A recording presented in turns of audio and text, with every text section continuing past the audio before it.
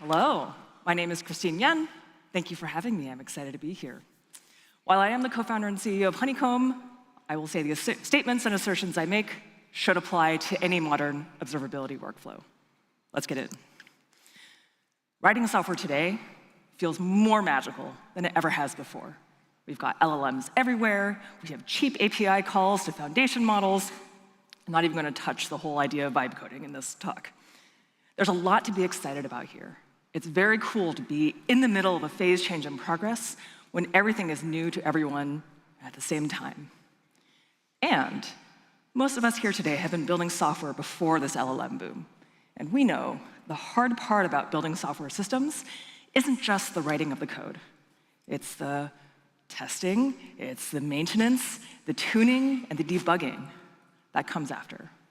So while LLMs have a ton of implications for everything that we're doing, I want to spend this time with you today on this specific part of it, how we make sure that the code that we build on top of these magical black boxes still works the way that we expect after we've shipped and it's in front of the user. Now, we work with black boxes in software all the time, but LLMs take some of the ways that we're used to ensuring consistent, reliable behavior and make them a little more difficult.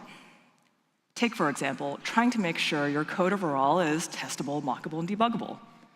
Well, unit tests rely on your being able to define a representative set of inputs.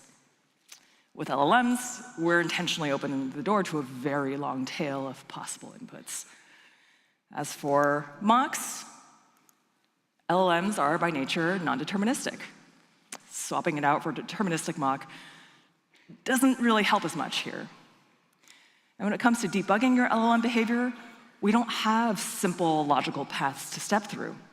The whole point of incorporating LLMs into our software is to wrap the full breadth of human expression into our code. Debugging LLM behaviors kind of just turns out to trying something and seeing what happens.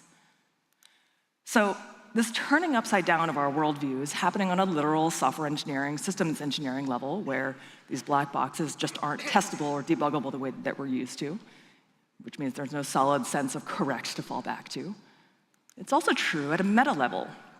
There is no environment within which we can conduct our tests and feel confident in the results. Even normal product development or release practices have turned inside out. Instead of starting with an alpha or a beta and then feeling confident in later broader release, all these early access programs tend to do is inherently fail to capture the full range of user behavior and edge cases. These boxes in the middle column may still be working for you and may still be a good idea.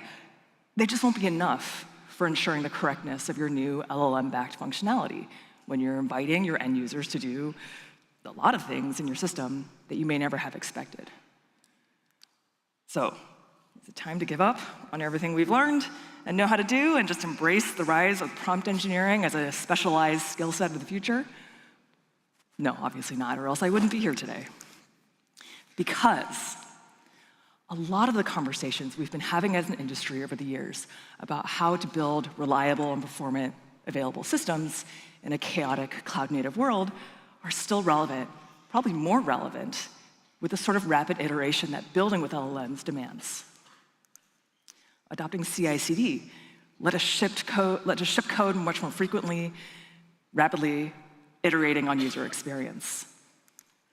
Talking about testing in production helped us all embrace the chaos of real user input versus artificially sterile test environments. High cardinality metadata has become a must-have if software engineering teams are trying to understand complex systems, whether that complexity comes from your architecture or trying to understand the business impact or per-user experiences. High dimensionality data, being able to break down aggregate data by a bunch of possible related fields, not just a small number of predefined ones, has become the default way to detangle the interaction of multiple contributing factors. And SLOs, service-level objectives, borrowed from our SRE friends, have let us leverage existing alerting workflows, but anchoring them around fuzzy concepts like user experience, or are we delivering a good service to our end users? These trends have already begun driving a distinct new approach to making sense of our software, even in a pre-LLM world. And we already have a model for how to measure, debug, and move the needle on unpredictable qualitative or quantitative experiences. Observability, where it's all about comparing expected behavior against what we're actually seeing in production in front of our live users. Because these are some truths about building on LLMs. Something unpredictable will happen. User behavior will be chaotic.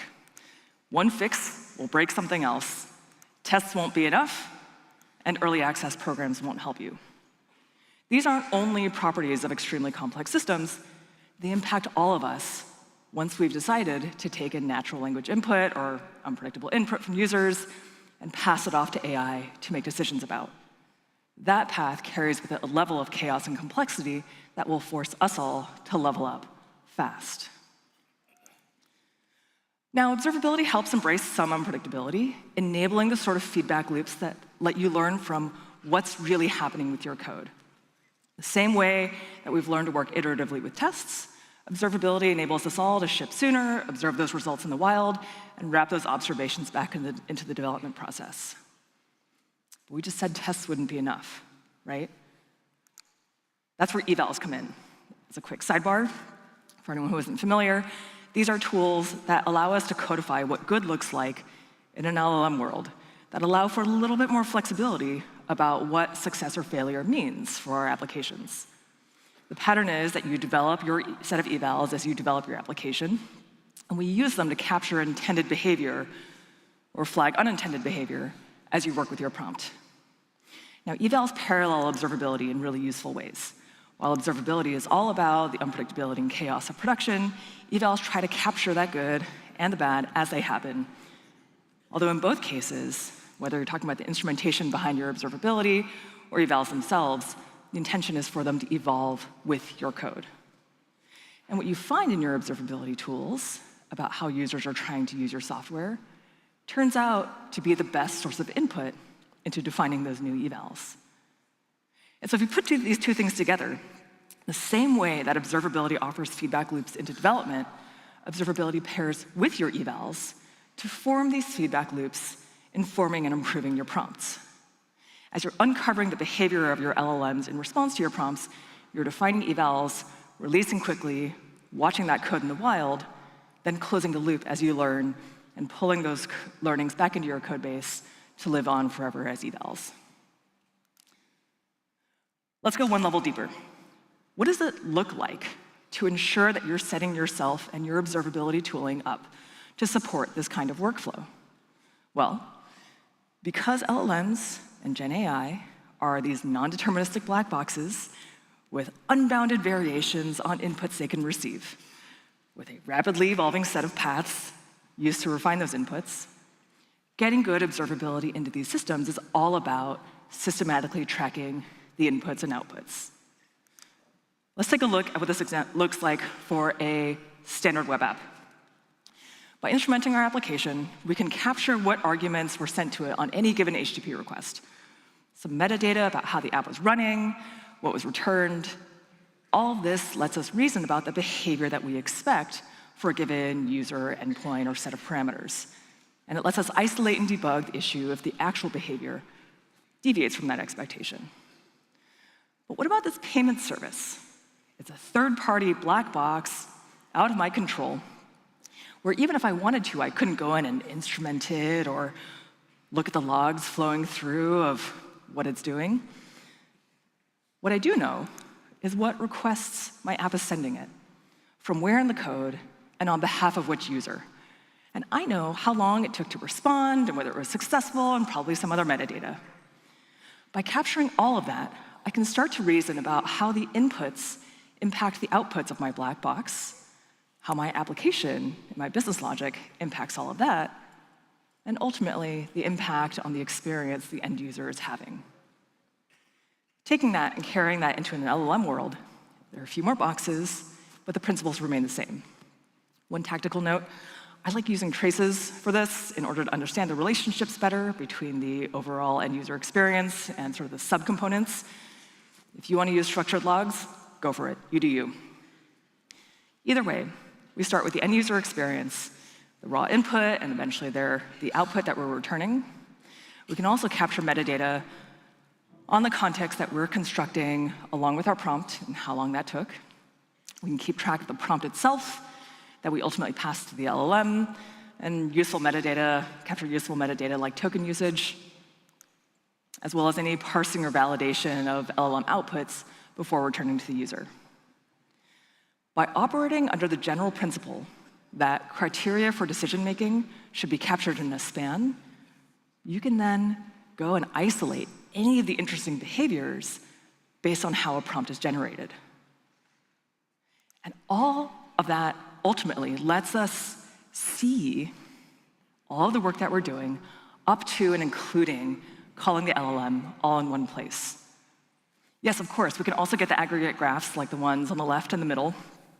We can look at latency, we can reason about user satisfaction, but in a workflow where we're rapidly iterating on an LLM experience with tons of potential inputs that can impact whether your application looks like it's hallucinating, you need to be able to get from any aggregate graph to inspecting a given outlier.